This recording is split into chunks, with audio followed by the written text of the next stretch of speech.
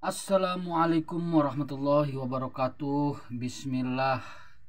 Alhamdulillahirabbil alamin. Wassalatu wassalamu ala Rasulillah wa ala alihi ashabihi wa man tabi'ahum bi ihsanin ila yaumiddin. Berjumpa kembali bersama saya channel Al Husain.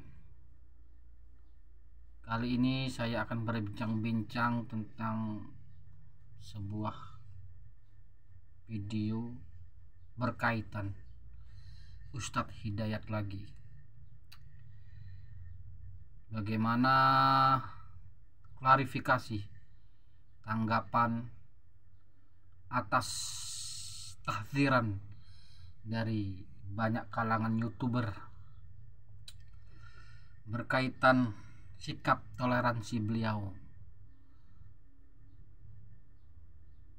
di video yang telah viral. Bagaimana video tersebut menuai sebuah kritikan-kritikan tajam yang amat menyentuh pastinya ya kepada Ustadz Adi Hidayat.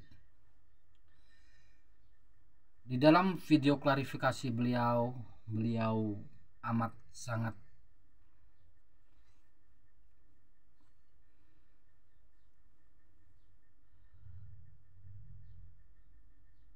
menyikapi ya. Beliau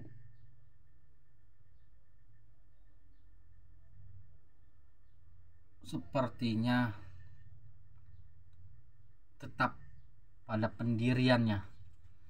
Bahkan beliau membalik, menyerang dengan perkataan-perkataan atau tanggapan-tanggapan yang sifatnya bahwa orang-orang yang mengkritik beliau dari perkara musik sampai perkara toleransi ini dinilai bahwa orang-orang mengkritik itu terpapar istidrot, yaitu sebuah kenikmatan, jebakan kenikmatan dari Allah dengan semakin membuat dirinya jauh dari kebenaran-kebenaran. Berbicara tentang istidrot, sebenarnya jika diarahkan kepada mereka-mereka yang mengkritik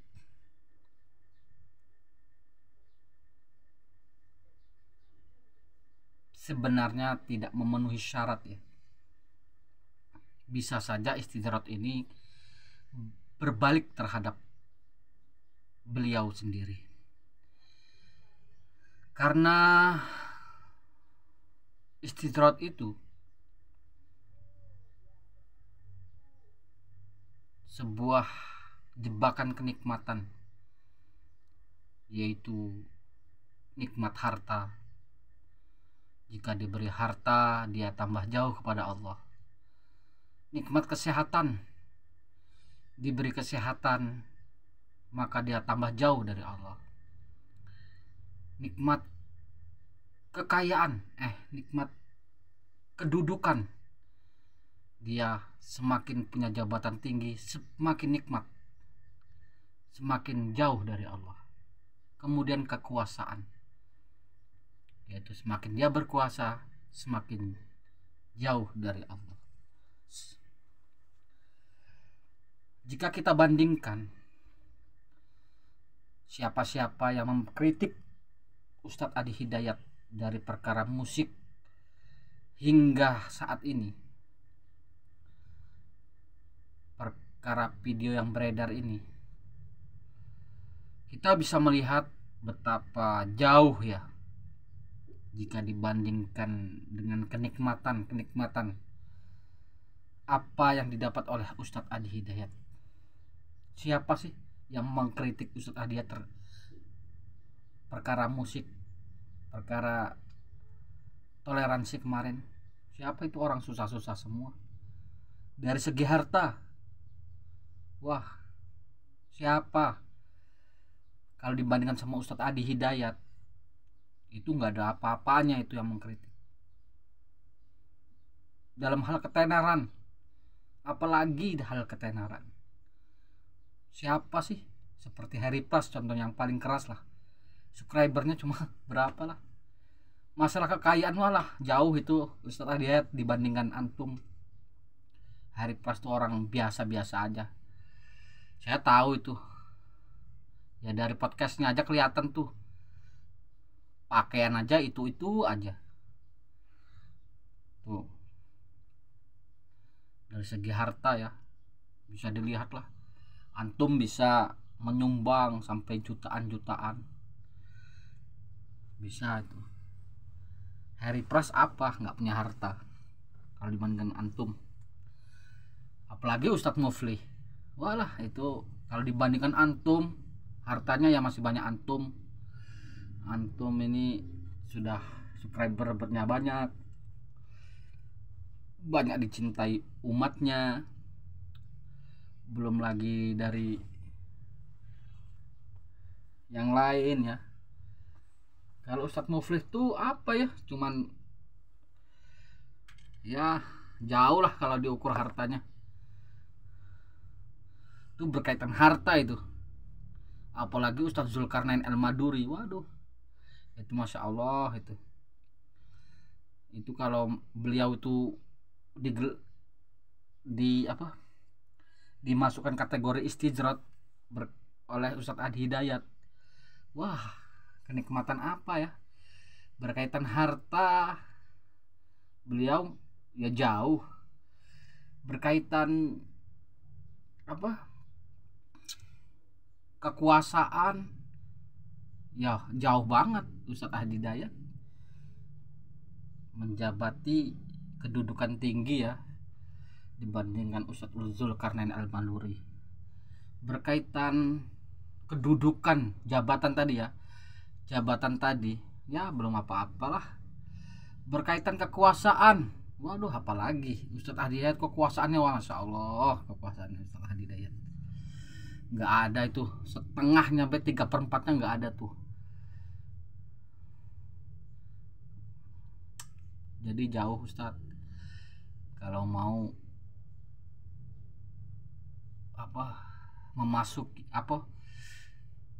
mau memvonis atau menyindir mereka, atau memvonis beliau ini yang mengkritik antum diistidrat oleh Allah karena harta itu jauh. Siapa tahu Ustadz istidrat itu kembali kepada antum, karena istidrat itu kan jebakan kenikmatan antum dibandingkan kenikmatan orang-orang yang mentahzir antum itu nggak ada apa-apanya dibandingkan antum ya, dari segi harta, kekuasaan, kedudukan, dan kenikmatan lain. Coba dalam hal pujian ya, maksudnya kedudukan, nama besar, wah, antum tuh dibandingkan Ustadz Zulkarnain Al-Maduri, Ustadz Muflih, Ustadz Harry Pras, itu apa ya, jauh lah. Kalau mereka tuh walah berhari-hari caci maki, banyaklah caci maki.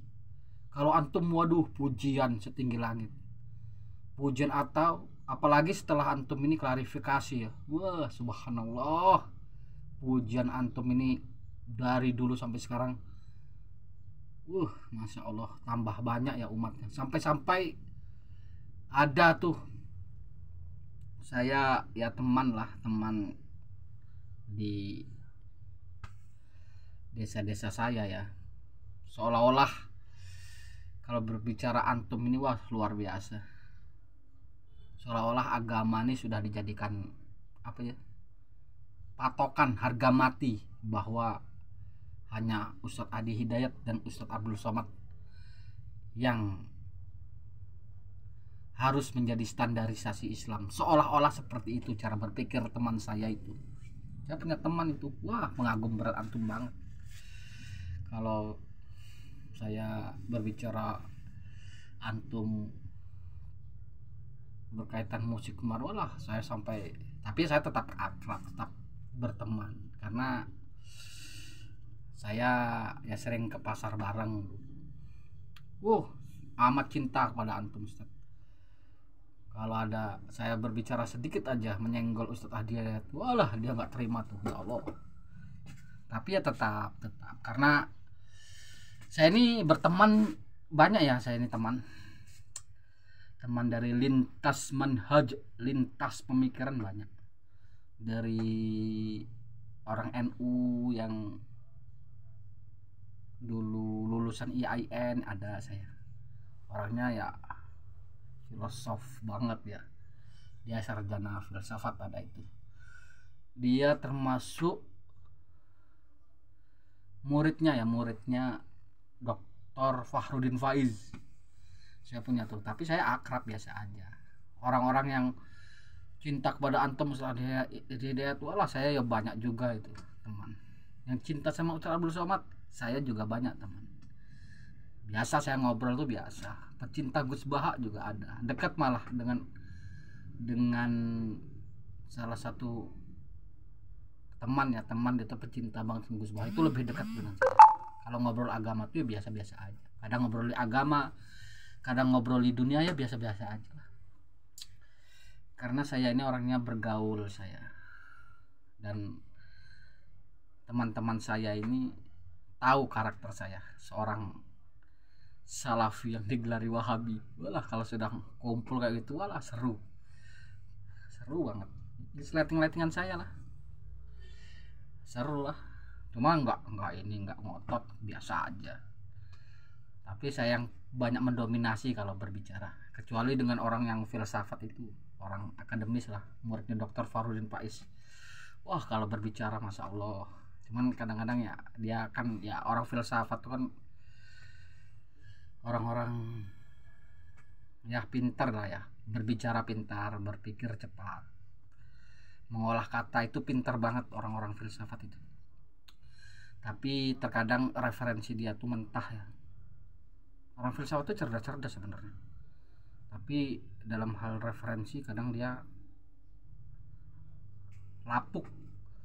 Kadang dia nggak bisa membedakan hadis palsu, hadis sahih, itu nggak bisa mereka.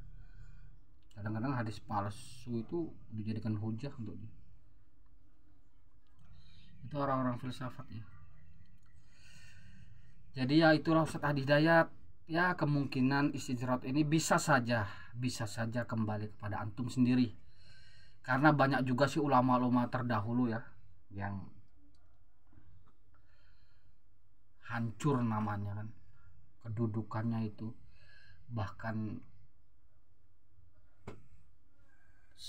dia jauh, seperti ya kisah Barseso itu kan termasuk ulama itu, orangnya rajin ibadah, orangnya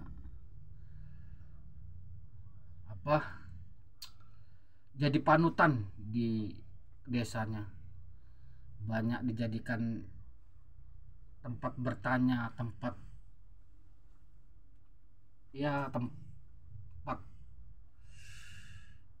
curhat lah kalau zaman sekarang. Tapi akhirnya Barseso itu hancur agamanya, bahkan kufur tuh, yang dijelaskan oleh hadis-hadis Nabi. Maka dari itu rasanya nggak masuk akal ya kalau seperti orang-orang yang mengkritik Ustadz Adi Hidayat ini, mereka di istidrat oleh Allah, karena kenikmatan yang mereka dapatkan itu sungguh jauh dibandingkan dengan Ustadz Adi Hidayat. Ya itu saja, semoga bisa menjadi perenungan ya, perenungan muhasabah diri untuk saya pribadi dan untuk semuanya, bahwasanya istirjat itu jebakan kenikmatan. Nah itu tinggal kita berpikir siapa yang diberi kenikmatan tersebut, seperti apa. Kalau bicara ibadah ya semua ya ibadah. Hari Pras ya ibadah, Ustadz Mufli ya ibadah. Cuman kalau dilihat dari segi kenikmatan, sekali lagi dibandingkan Ustadz Adi Hidayat sungguh lebih jauh, lebih nikmat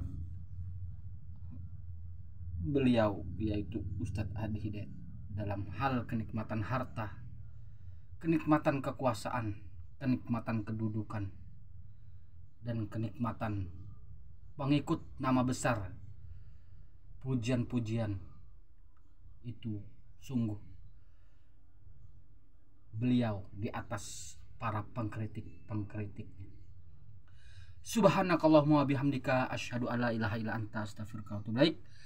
Assalamualaikum warahmatullahi wabarakatuh.